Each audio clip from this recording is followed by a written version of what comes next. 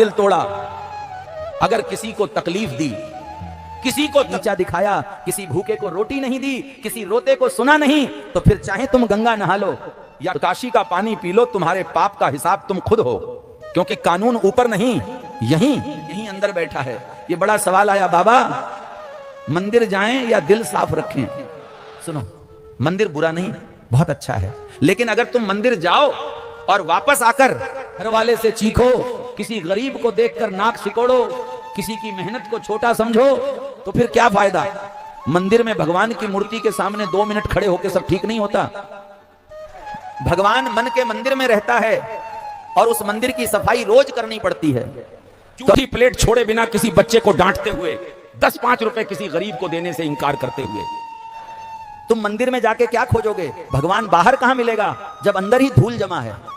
लोग कहते हैं, बाबा मेरा भाग्य खराब है, मेरे सितारे फटे हैं। अरे भाई, भाग्य कोई आसमान से गिरा पर्चा नहीं। भाग्य उसी के अच्छे होते हैं जो कर्म ठीक रखते हैं। कर्म वो बीज है, भाग्य उसकी फसल। अगर बीज सड़ा हुआ है तो चाहे बारिश कितनी भी हो जाए, फसल क्या उगेगी? लोग कहते हैं, बाबा ये मेरा भाग्य है कि मेरी जिंदगी ऐसी है। नहीं, ये तुम्हारा कर्मों का जमा हुआ हिसाब है। कर्म ठीक करो, भाग्य खुद ठीक हो जाएगा। एक और प्रश्न आया, बाबा रामायण सच है क्या? देखो, रामायण सिर्फ किताब नहीं है, ये चरित्र की परिभाषा है। राम सिर्फ एक राजा नहीं, एक आदर्श है। सीता सिर्फ रानी नहीं, मर्यादा है। अगर तुम रामायण को सच मानते हो पर दूसरों से बात गाली में करते हो, तो तुमने रामायण पढ़ी कहां? अगर तुम उसका मतलब नहीं समझे तो तुम्हें शब्द तो याद होंगे पर ज्ञान नहीं मिलेगा। रामायण सच है अगर तुम्हारा चरित्र सच है।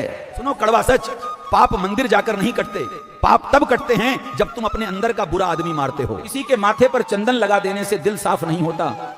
गंगा में डुबकी लगाने से मन की गंदगी नहीं धुलती। गंगा पाप नहीं धोती, केवल पछतावे का मन धोता है।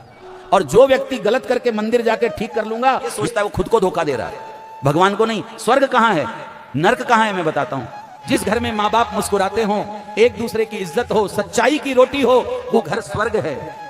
और जिस दिल में जलन, द्वेष, झूठ, घमंड, दिखावा, वही नर्क है। स्वर्ग नर्क ऊपर नहीं, तुम्हारे कर्मों की छत और जमीन में छिपे हैं। अगर आज तुम ये सोचकर उठो कि मुझे किसी का भला करना है, उसी पल से तुम्हारा स्वर्ग शुरू होता है। और अगर तुम किसी का दिल तोड़कर, किसी को रुलाकर, किसी की उम्मीद तोड़कर सोने जा रहे हो, तो भाई तुम चाहे 100 मंदिर घूम लो, तुमने नर्क यहीं बिछा लिया है। भगवान कहीं ऊपर बैठा न्याय नहीं कर रहा, न्याय यहीं होता है तुम्हारे अपने कर्मों से। सच बस इतना है साथियों, धर्म तुम्हें भगवान के पास नहीं ले जाता, कर्म ले जाता है। धर्मकांड से स्वर्ग नहीं मिलता, दिल के साफ होने से मिलता है। जो सुन लिया उसे बस जीवन में उतार लेना, यही असली पूजा है। का सत्संग अच्छा लगा तो चैनल को सब्सक्राइब कर देना, वीडियो को लाइक कर देना। सीताराम। आज का सवाल बड़ा भारी है। लोग पूछते हैं, बाबा स्वर्ग नर्क सच में होते हैं या ये सब मन का वहम है? सुनो, सच हमेशा कड़वा होता है और आज मैं वही कड़वा सच बोलने आया हूं।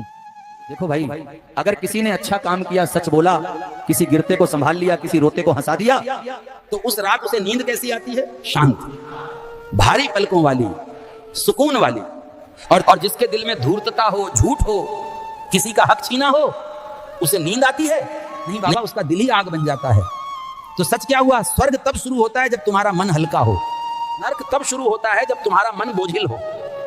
ये कोई ऊपर नीचे की जगह नहीं, ये यहीं बसता है, तुम्हारी छाती में, तुम्हारी सांसों में, तुम्हारी सोच में।